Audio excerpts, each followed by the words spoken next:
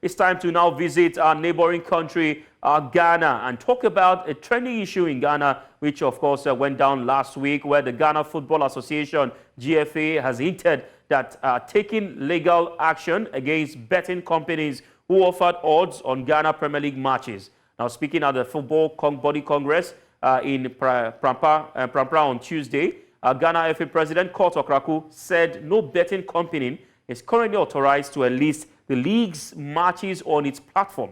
Now, he noted that although the GFA is open to granting betting companies the right to enlist league matches, it must be done in a legal way.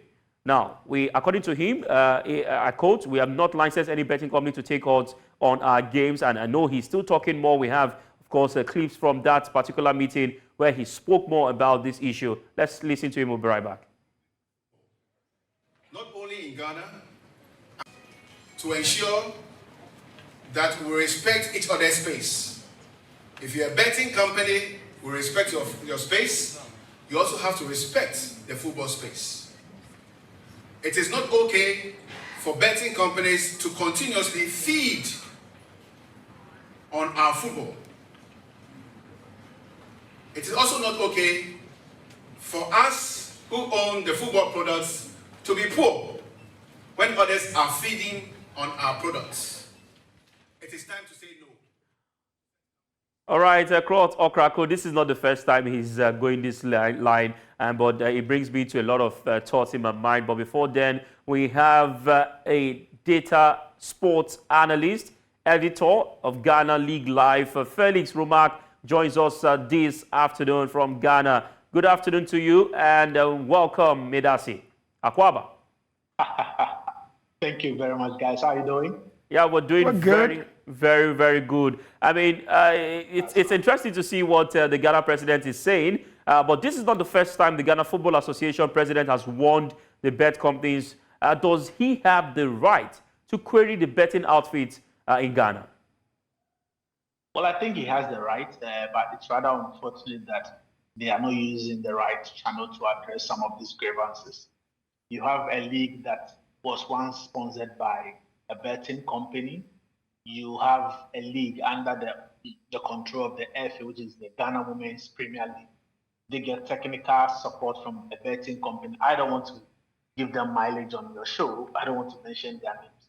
But they are betting entities that are affiliations with the FA. And for the past 3 seasons, we've seen some betting companies put up odds of the Ghana Premier League, Ghana Division 1 League, which is the lower tier, on their betting channel. But if you haven't, served them legal, documentations, or send them words that tells them that we are going to take the legal way if you guys don't engage us before you put our games, onto your platform. So the FA, for me, I think it's always been talk, but no actions. If they really want to stop these companies, or if they really want to benefit from these companies putting out games on their platform, they have to go hard on them. And going hard means that they need to make sure that they are getting legal, authority over the things that they do, or probably sit down with them. And I don't know how well they've written to them to inform them that, what you are doing is illegal. If you want to have our games, let's sit down and engage. Because I think when the last company that withdrew their sponsorship as title holders for the Ghana Premier League had the Ghana Premier League games on their platform, but they withdrew their sponsorship midway through last season, and I'm yet to see them, put the Ghana Premier League games on their platform. On Friday, match week 1 for the new season will kick off, and I won't be surprised to see these betting companies have the Ghana Premier League games on their betting platform. And some of these companies, that one thing that Ghana has faced, especially with the league, has been the influx of people trying to manipulate matches, trying to get into players to manipulate the outcome of games. We saw 3 seasons ago when one of the biggest clubs in the country, Ashanti Gold, several times they played in the CAF Champions League. They are one of the biggest clubs in Ghana. they fixed a match with the betting company. The FA had to demote them, and currently they are not even, in any division when it comes to Ghana football. We had Inter-Allies as well, who was also engaged in the same game. They were demoted to Division 2.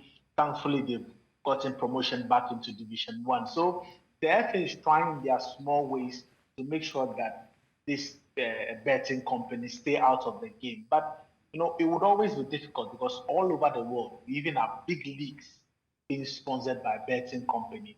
Betting is part of football now, but the best thing you can do is you can't drive them away.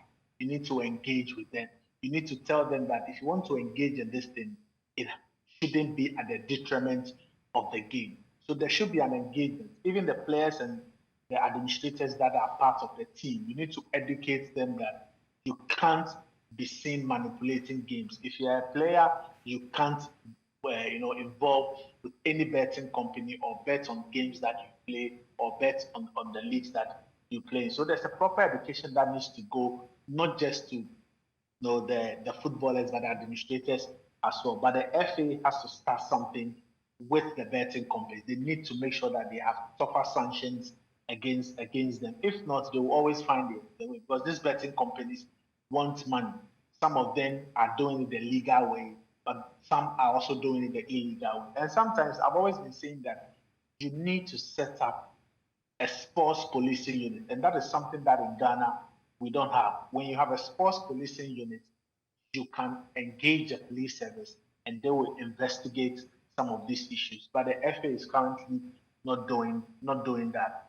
If you have even an information concerning matches that have been manipulated, it is always difficult for you to find a channel to report some of these things. Even in Europe, when you look at when the FA was investigating Ivan Toney when he was playing for Brighton, or even Tonelli way back from AC Milan to Newcastle, it took them years for them to come out with hardcore evidence that shows that these players were involved with a betting syndicate. And that is something that we don't really have in Ghana. So if the FA president says that they don't want these betting companies in their game, or if they want to be around, they need to engage them. He has to be tough, else a point will come. It will be difficult for you to eradicate them out of it. All right, well said. I mean, you've given a broader view of the situation right there in Ghana, and some would say at this moment in the 21st century, what is sports without sports betting? I mean, we've seen companies, come around. Even in Nigeria, some Nigerian bets companies, of course, have. Not to cut you, the FA has an affiliation with the Premier League club, and they have a shirt sponsor, which is a betting company.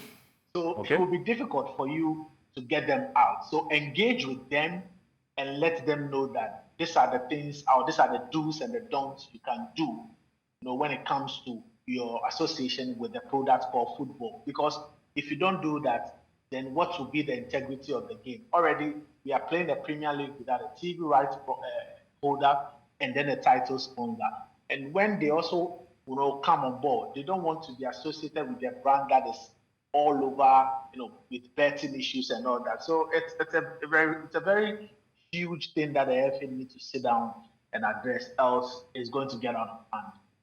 All right, thank you very much, Felix Romark. I mean, I would love to go on, but we know for sure that this is not the end of this issue, especially when the league kickstarts. We'll get to know if the bet companies have, adhered to the instructions or to the charge by the FA president, or they will go ahead to disobey and then have the games, in their bet companies. But we'll get to hear from you again.